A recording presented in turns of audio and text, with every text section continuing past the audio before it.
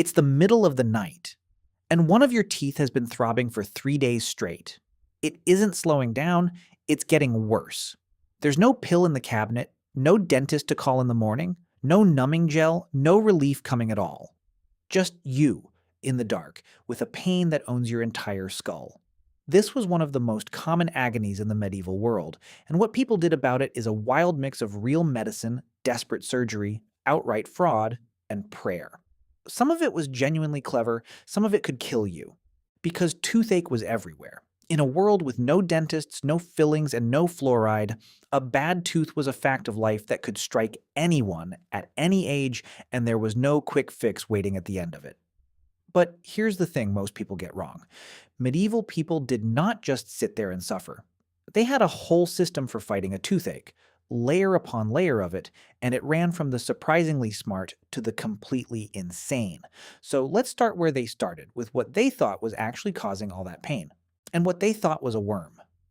For most of the Middle Ages and for thousands of years before it, people across the world believed a toothache was the work of a tiny worm, burrowing its way into your tooth and gnawing at it from the inside.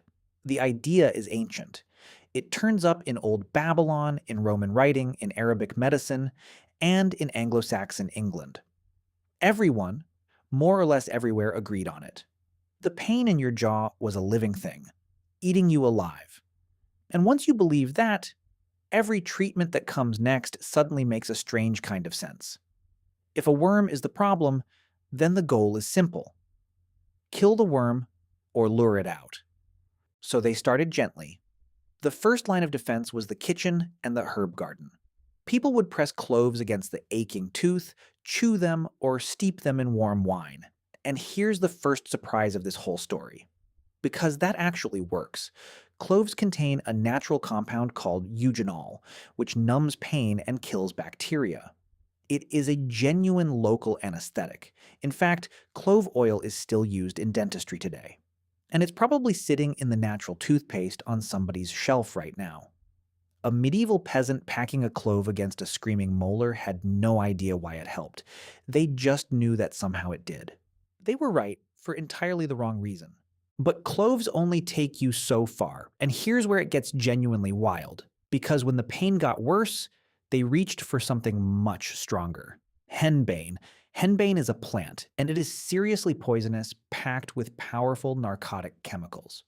The medieval move was to throw its seeds onto hot coals, then have the sufferer lean over the smoke and breathe it deep into the mouth to smoke the worm out.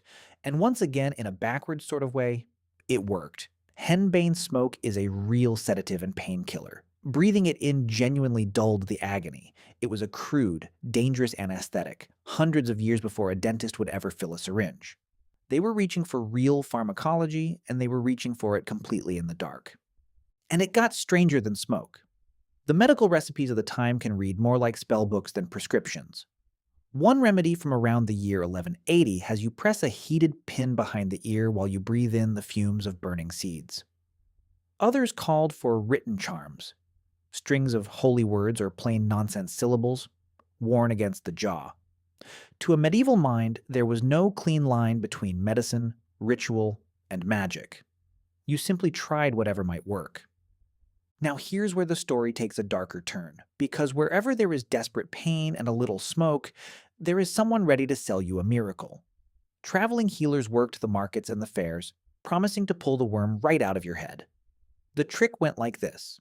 They would burn the henbane seeds, have you breathe the numbing smoke until the pain faded, and then, to prove the worm was dead, they'd have you open your mouth over a bowl of water.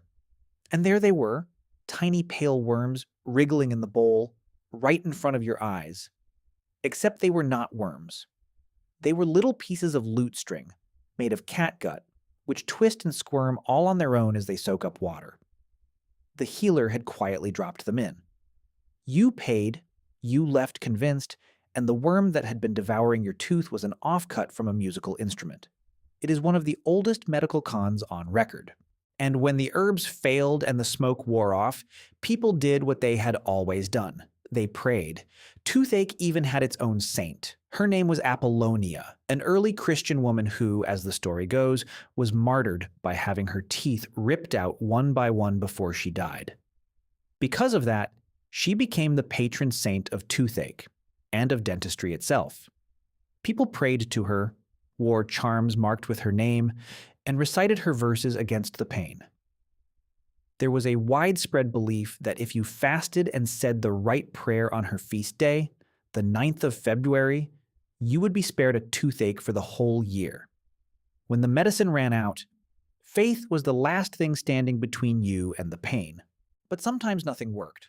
Not the herbs, not the smoke, not the saint. And that left one final, brutal option.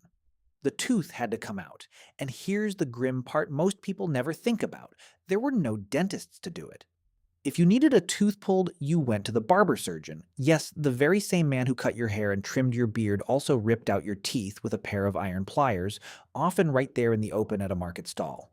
There was no anesthetic worth the name. Someone held you down, the iron went in, and they pulled. And a rough, untrained tooth puller could do horrifying damage, snapping the tooth off at the root, dragging out the healthy ones beside it, cracking the jawbone, or starting a bleed that simply would not stop.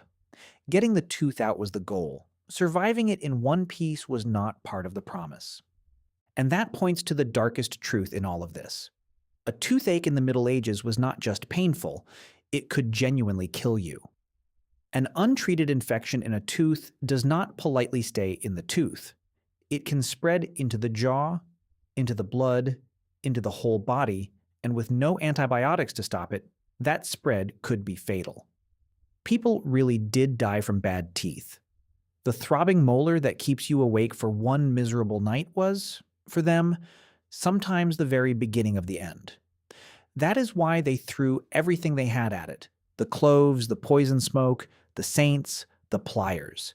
They were not being foolish. They were fighting for their lives. Now, before you picture every medieval mouth as a rotting ruin, hold on a moment, because there's a twist. Their teeth were often in far better shape than you would expect. With almost no sugar in the medieval diet, cavities were much rarer then than they are today. The problem was never a mouthful of holes.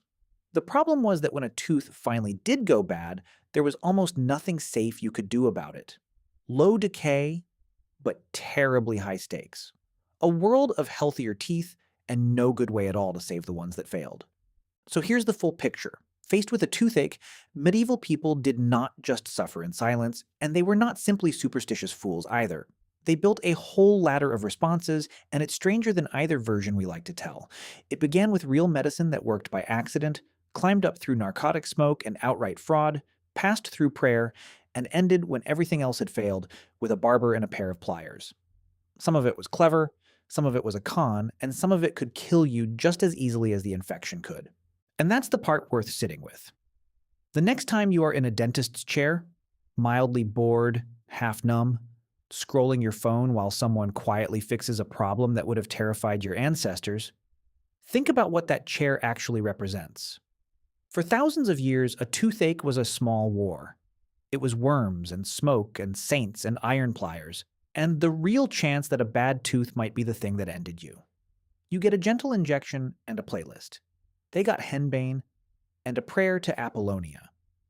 So the next time a tooth twinges and you reach for your phone to book an appointment, remember, you are booking your way out of one of the oldest and most feared pains in all of human history, and you will barely feel a thing.